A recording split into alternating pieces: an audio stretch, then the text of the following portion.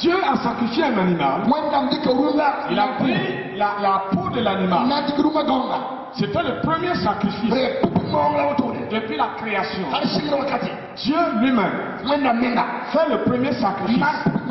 Il enlève la peau de l'animal pour couvrir l'homme et la femme. Voici la solution de Dieu. Parce que la peau de l'animal ne peut pas se déchirer. Si vous avez un vêtement en peau d'animal, c'est quand vous n'aurez plus besoin de l'habit que vous allez le jeter. Mais l'habit ne vous abandonnera pas. Le premier sacrifice pour couvrir les déshonneurs de l'homme et de la femme, pour qu'ils ne se gênent pas quand ils se regardent. C'est pourquoi tous les sacrifices dans l'Ancien Testament étaient juste pour couvrir les péchés. C'était pour couvrir la nudité. C'était pour couvrir les déshonneurs. Mais la gloire ne pouvait pas venir. Parce que la solution n'était pas définitive. Dans le souci de Dieu, de rétablir l'homme dans la position d'honneur et de gloire, et pour qu'il vive éternellement, Dieu décide de faire un second sacrifice. Ce sacrifice-là ne sera pas un animal, mais Dieu lui-même qui se donne comme sacrifice pour que tu retrouves l'honneur, tu retrouves la gloire, et que tu retrouves l'immortalité. C'est pourquoi Jésus, quand il venait sur la terre, on l'a appelé l'agneau de Dieu qui ôte le péché de l'humanité. Il n'est pas venu pour couvrir le péché, mais il est venu pour l'enlever. Quand le péché s'en va, le premier vêtement de l'homme revient. Le vêtement de l'homme, c'est la gloire. Le vêtement de l'homme, c'est la gloire. Ce ne sont pas ça.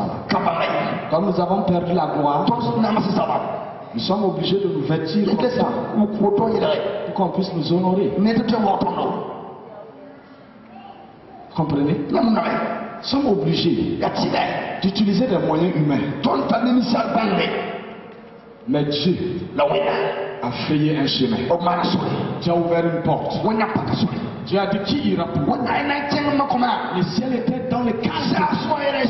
Personne n'osait ouvrir la bouche pour parler. Tellement le prix à payer est grand. C'était la vie qu'il fallait donner. Jésus est venu comme l'agneau de Dieu, conçu hors norme. Il a été conçu dans le sein d'une femme hors norme. Ensuite, les relations hommes-femmes.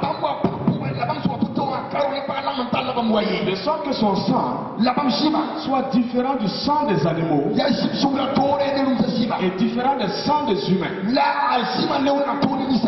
Pourquoi dans toute la Bible, il y a beaucoup de sangs qui sont là-bas. Mais seul le sang de Jésus est appelé le sang précieux.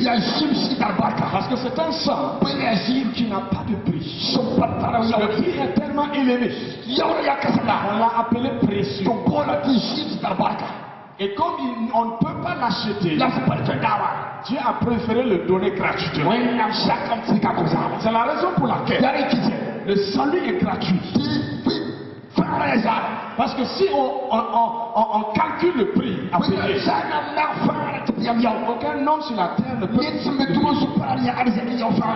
le salut donné gratuitement. Jésus est venu, il a donné sa vie, et un jour il a parlé aux hommes, et cela les a scandalisés. Il a parlé aux hommes dans Jean au chapitre 6. Jean au chapitre 6. À partir du verset 55. Pasteur, il faut lire. Jean chapitre 6, verset 55. Car ma chair est vraiment une nourriture et mon sang est vraiment un breuvage.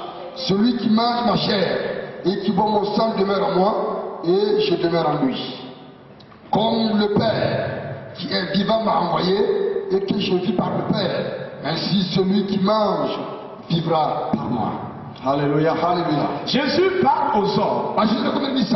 Et c'était très choquant. Parce qu'après cette parole, la foule est partie de laisser. Pour déjà montrer que les hommes auront du mal à prendre gratuitement ce qui a de la valeur. Jésus leur a dit, vous êtes en train de me chercher. Parce que hier, je vous ai donné du pain et du poisson à manger. Et Jésus leur a dit, travaillez, non pour les choses périssables, mais pour les choses impérissables. Et ils ont commencé à demander à Jésus, comment est-ce qu'on va faire pour faire l'œuvre de Dieu? Ils croyaient. Jésus avait leur dit, je vais dans tel village, précédez-moi, préparez ceci ou cela. Jésus leur a dit, l'œuvre de Dieu, c'est que vous croyez celui qui l'a envoyé. Et il a dit, vous avez mangé la manne de Moïse. Et je vous dis en vérité, le véritable pain est là. Le pain de vie est là. Ma chair, c'est le pain de vie. Et mon sang, c'est la source de vie. Si tu manges ma chair et si tu bois mon sang, la vie éternelle est en toi. Pourquoi Jésus leur a dit cela? Parce que dans leur loi, Dieu avait préparé déjà la venue du sang de Jésus. Dieu leur avait dit, si un animal meurt étouffé, vous ne devez pas manger cet animal. Parce que son sang n'est pas versé. Même si vous voulez manger un animal, vous devez verser son sang par terre. Parce que la vie de l'animal est dans son sang. L'âme de l'animal est dans le sang. Et Dieu dit dans la loi, vous ne mangerez pas l'animal avec son âme, avec sa vie. Quand Jésus est venu, Jésus leur dit maintenant, si vous voulez avoir la vie en vous, vous devez boire mon sang et manger ma chair. Dieu ne voulait pas que la vie d'un animal rentre dans la vie de l'homme. Parce que l'homme a été honoré par Dieu. Dieu voulait de sa propre vie. Parce que la vie éternelle, c'est la vie de Dieu. Dieu voulait que toi et moi, nous recevions sa propre vie. C'est pourquoi Jésus a dit, mangez ma chair et buvez mon sang. C'est alors que la vie sera en vous. La vie éternelle sera en vous. Et la foule est partie. Parce que la foule a été choquée. Comme aujourd'hui, l'évangile peut te choquer. Parce que tu as ta religion, tu as ta culture, tu as ton raisonnement. Mais l'évangile, c'est une folie pour ceux qui périssent. C'est la puissance de Dieu, le salut de quiconque. Toi ce matin, la vie de Dieu va venir en toi. Lorsque tu reçois Jésus dans ta vie, tu participes à la vie de Dieu. Dieu commence à agir dans ta vie. Et tu rentres en communion avec lui. Et la vie éternelle commence dans ta vie. Pendant que tu es sur la terre. C'est pourquoi Jésus a dit, même si tu meurs, tu vivras. Parce que la vie qui est en toi, c'est une vie éternelle. Ton corps peut périr. Comme Job a dit, mon corps peut périr. Mais là, mon Rédempteur est vivant. Se lèvera un jour pour moi. Je sais que je le verrai face à face.